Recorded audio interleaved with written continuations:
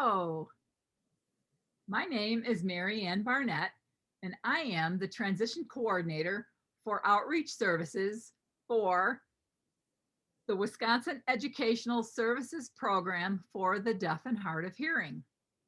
Thank you for watching this segment of our virtual job fair. Today, I'm going to interview Beth Lohmann, who comes to us from the Milwaukee County she's the Integrated Services Coordinator. I'm going to let her introduce herself better than I just did and tell us more about what it is she does. Beth? Thank you, Mary Ann. So yes, I am an Integrated Service Coordinator for Milwaukee County Behavioral Health Division. And I specifically work in the CARS division, which is Community Access to Recovery Services. So we focus on providing a variety of services to individuals within the community, trying to help them stay in the community, support in the community, anything related to that community aspect of it. My specific role is really focusing on employment. So I work with other providers in Milwaukee County who are providing employment services both to young adults and adults that have mental health and substance use disorders. And again, focus on anything that's related to helping support them to provide those services. And can you tell us a little bit about the Behavior Health Division? Any kind of history on that? Yeah, so the Behavioral Health Division is a part of the Department of Health and Human Services in Milwaukee County. And again, has both the adult side, which is the CARS where I come from, the wraparound side, which is supporting the youth, which I kind of help them with those employment programs, and then helps and supports with crisis services. So anything that's related to somebody who maybe needs a little extra help in a crisis, we have a department that focuses on that. Fabulous.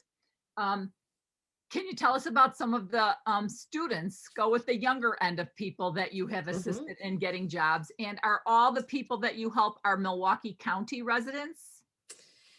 Yes, so right now everybody is a Milwaukee County resident. And within the young adult side or wraparound, which is what we call the young adult side of services, we are focusing on providing employment services and utilizing a model that's called IPS, or Individual Placement and Support Model. So IPS is a evidence-based program that supports young adults to both meet their employment goals, but also their education goals. So it is a national model that was researched by Dartmouth University and now actually has its own entity, the IPS Employment Center. Which is kind of cool because it's a collaborative that really supports not only here in Wisconsin, but supports across the US and actually internationally. There's some programs over in Europe and New Zealand and all that kind of stuff. So together we're able to support and figure out what is the best way to support young adults in finding employment. So the model is based off of research, has 8 primary principles that it focuses on. One being zero exclusion. So anybody, basically eligibility is based off of somebody just saying, I want a job. So not looking at past history or past work history, past things that are going on, whether somebody is using substances or not using substances. It's basically just saying that I want a job, I want to figure that out. And that's one of our principles. We focus on competitive employment. So not looking at sub-minimum wage or sheltered workshop type positions, but really looking at those positions where anybody with or without a disability would be able to find employment. So focusing on those competitive jobs, but also competitive or mainstreamed education. So again, when somebody is looking for that education piece, we're looking at what is already out there. You know, let's look at MATC and how can we support someone to go through MATC or any other training program that's out there.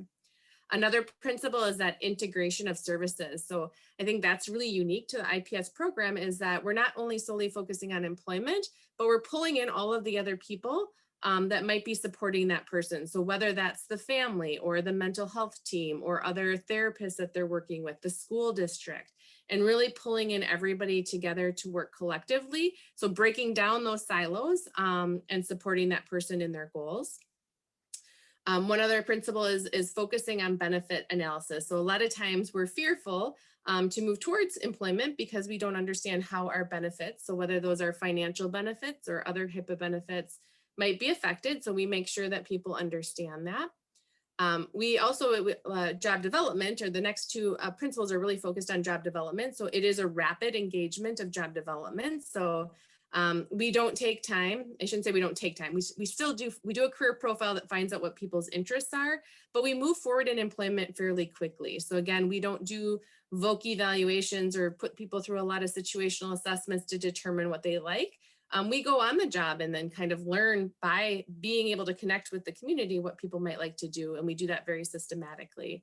IPS also does ongoing follow along support and make sure it's very individualized to the job seeker. And then the one is the last principle is really focused on client preference. So again, of course, we all want jobs of something we're interested in. So taking that time to really identify what is the interest, then what does that person really want to do? And then identifying or connecting with employers that are focused on that. So those are the 8 principles that IPS kind of looks at. All of them have been researched to show that if we're following those 8 principles, the success rate of employment is much stronger. Do you work closely with the high schools in Milwaukee County, or do you work within different agencies? Yeah, so the agencies in Milwaukee County that are utilizing this model with the youth are Goodwill, Easter Seals, and St. Charles. And so their staff, so I support their staff in providing training and guidance and pulling everyone together to make sure that we're focusing on the model. But then they work specifically with the school districts. So they would, if there is an IEP or any type of something going on and the student wants their employment specialist, which is what the staff are called, to come and be involved, they would be involved with that. So, which it is very important. And along with DVR, so partnering with DVR is a part of this program, and they're one of the people at the table. But, again, that integration piece and being able to make sure that we're following whatever's going on in the school district, and bringing that into employment or helping those people in post-secondary education that they might be looking. It's important that everybody is consistent and everybody is on the same page to move forward with that. Have you worked with any deaf or hard of hearing or deaf-blind clients? Yes, so there is, yes, times that we have worked with individuals that are deaf or deaf and hard of hearing. One of the programs that we're working through is called Comprehensive Community Support. And so there is funding and support that will help and support that person, or through DVR, helping that. So specifically when they're going to work, there might be that, we have to figure out some type of accommodation on the job. And so we'll often work and pull those supports that they have to make sure that they're going to be supported through the interview, through the orientation process, and then once they're on the job. Do you have a success story you can share with us? Oh, that's a good one. You did prep me for that one. The first story that always comes out of my mind is Alice. And so Alice was a young girl that we worked with. Alice wasn't quite sure what she wanted to do when she started down that employment process, which is very typical, right? You're in high school, you don't know what you want to do. And so sometimes it's just trying things and getting that exposure. That exposure is huge and really will help you kind of hone in on your interest and that motivation to work. And so Alice didn't have a lot of exposure, and she did get a job working in a retail type setting, thinking that was something that, again, working with people would be good for her. She would try that out. Alice, one of the big things with IPS is talking about disclosure. So again, being a student or a young adult with a disability, you'll have to figure out for yourself, what do I want to disclose and what do I want the employer to know about my strengths and also about my barriers or things that might be help me not be successful on the job. And so Alice did decide to disclose to her employer some of the concerns that she had or some of the issues that she had.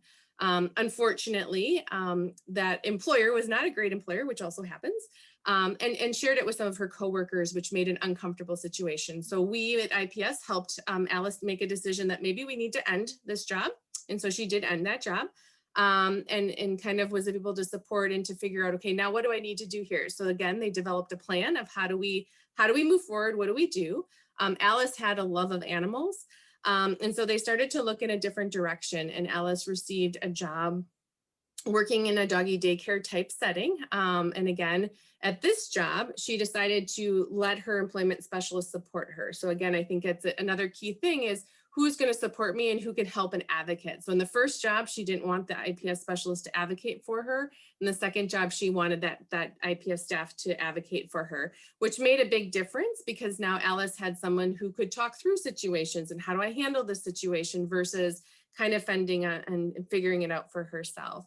But Allison, got that job. She was successful at that job, ended up being kind of her dream job. And she actually was able to exit services successfully and not need support from the IPS staff and her case coordinator, and is still working there and successful in what she's doing. So again, a lot of decisions go into getting employment of who's going to support me. What might that look like? What kind of supports do I need? But again, in the IPS world, it's really helping people break those down and figure out what they need so that they can be successful, but also understanding that sometimes it is trial and error. And sometimes we go into a situation and it doesn't end out great, but then what did we learn from that? And what can we move forward to the next job? So I think that, even though I share that story, Alice not being successful in the beginning, but that not being successful helped us learn how to help her be successful. So ended out on a success note. I love collaboration and success stories, but if any student were to ask any adult that they know if they're still working in the very first job they ever had, I would probably venture to say 90+% of us are not working in the same job the very first job that we ever had either. So going back to being in high school, are there any classes or any skills that you can think of that we could work on a little bit more, or spend a little bit more time on in preparing our youth in being a little bit more ready for jobs? Yes, that's a good question. So I think, customer service is something that always comes to mind no matter what type of job that you go into. Being able to talk with people, to just be polite with people, all of those kind of key little things I think can really help people make a good first impression, but also can help them feel successful and feel comfortable. So I do think that customer service piece is a key. I also think communication in one way or the other. So being able to advocate for yourself, being able to say, this is what I need to be successful, and not being afraid to ask for that, I think is a key thing too. I think sometimes I can think back to one of my first couple of jobs where I maybe was afraid to advocate for what I needed, because I was afraid of somebody looking at me and saying, well, that person's not going to make it, or they're not going to be successful. They're asking too many questions. But really that, being able to ask questions just shows that you have a care of what you're doing and you want to be better. So I think that's a key thing. I also think, there's a couple things that I look back in my youth and I say, yep, this is what helped me be where I am today. One is that I worked at fairly young age. I was lucky to grow up in a family that owned a restaurant. So again, that's where I worked, but being able to have those experiences in the beginning helped me kind of think about, this is what I want to do, or this is the area I want to go to. Also volunteering a lot. So I volunteered in a lot of different areas. At the time, I probably was not, was a mother who said you should volunteer. And so I probably wasn't as excited about it back then. But now when I look back to it, that was that exposure for me. And so I was exposed to many different opportunities, different fields, different people, different environments. And all of that, I think, really helped me find, I want to work with people. I want to help people. I want to be in something that's different every single day because I don't like doing the same thing every single day. And all of those, I think, really are important when you are able to find that you're going to find a job that you like and a job that you really want to do, and help you to be successful. So that was probably many, many things, but I think there's a lot, when you're young, there's a lot of stuff that you can take advantage of to really help and shape where you want to go.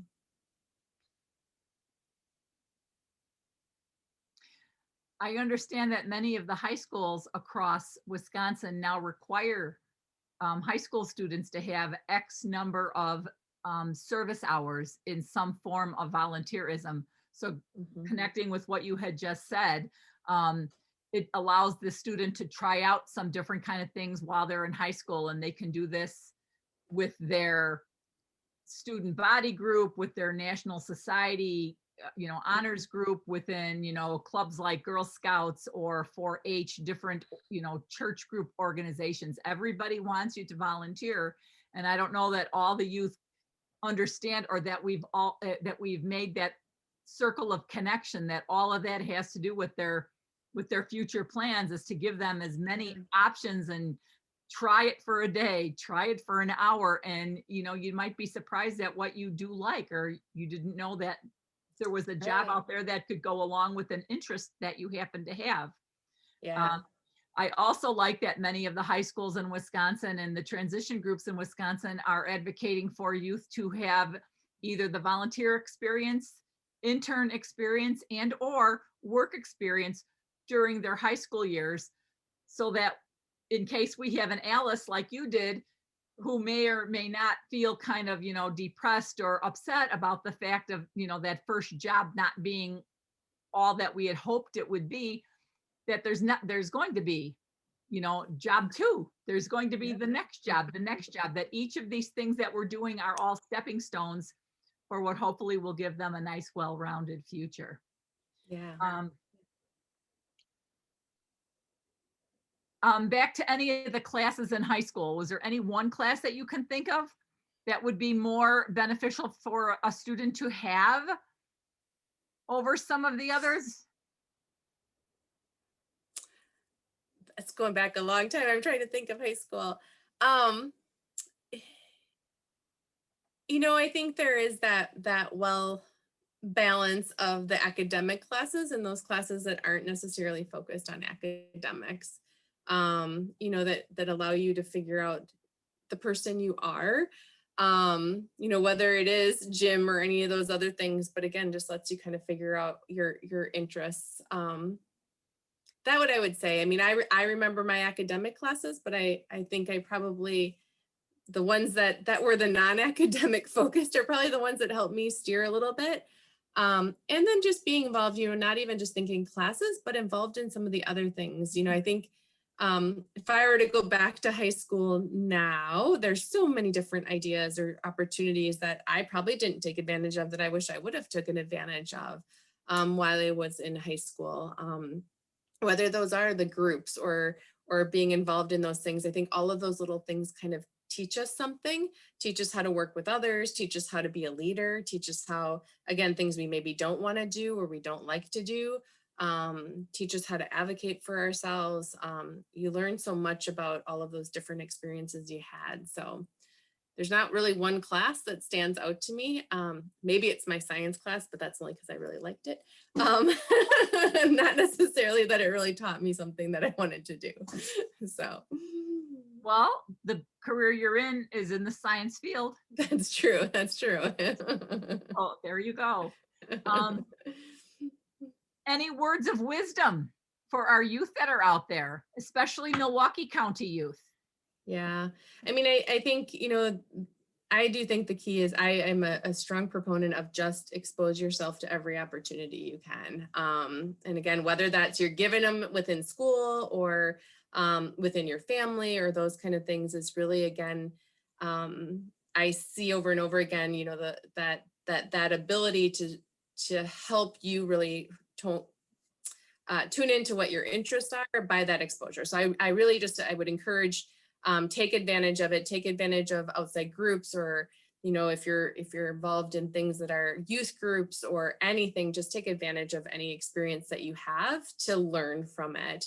And then take time to reflect. Was that something I like? Was it not something I like? Because I think that really helps. So exposure is just the huge one for me. And the people that I've worked with to help find employment. Again, it's when you're able to kind of know what's out there, what it feels like, the experience of it, it will really help you to find the job that you're really interested in. Now, if there was a youth from Milwaukee County that was looking for a job, would they contact you directly or would they go through, you named 3 places that you work with, but you also said through DVR. So Yeah. are you So contacted directly by youth? So I am not contacted directly by youth. So if somebody is interested in services through Milwaukee County, so again, our youth services come through Milwaukee County Wraparound, they would connect with Wraparound directly. And so then Wraparound would, the staff there would spend some time doing a little bit of an assessment and figure out, where are they best served. So Milwaukee County has the no wrong door policy. So again, they would connect with them, figure out what type of support they need, and then they would identify that and kind of get them in the right direction. And then if they want to look for employment, so if employment is one of their goals, then that's how they would then connect with Easter Seals, Goodwill, or St. Charles. And so the first opportunity is really just coming to Milwaukee County through Wraparound, and then figuring out what supports I need. And then once they've identified the supports and the goal, then they could get connected with Goodwill or Easter Seals. Now, DVR in general is open to anybody. So again, if somebody just knows I want employment, they could go directly to DVR to receive those services and then get referred back to a vendor if they're interested. So then would DVR connect with you? DVR, yes, could connect with one of those agencies that provides that vocational services. So yes. Yeah. So a couple different ways to circle back. Thank you. Any other piece of advice or a closing word of wisdom for our youth that are watching today? Again, I've been helping people with employment for 20 years. So again, I think there's a lot of great supports out there to help people find jobs. I think jobs is, everybody obviously, it's just part of us to work. It brings so much to people, a purpose, identity, all of those kind of things. So strongly encourage you to find the opportunity. And if you need support, make sure you reach out and connect with someone who can provide that. Thank you so much for your time and expertise today, Beth. You're welcome. Thank you.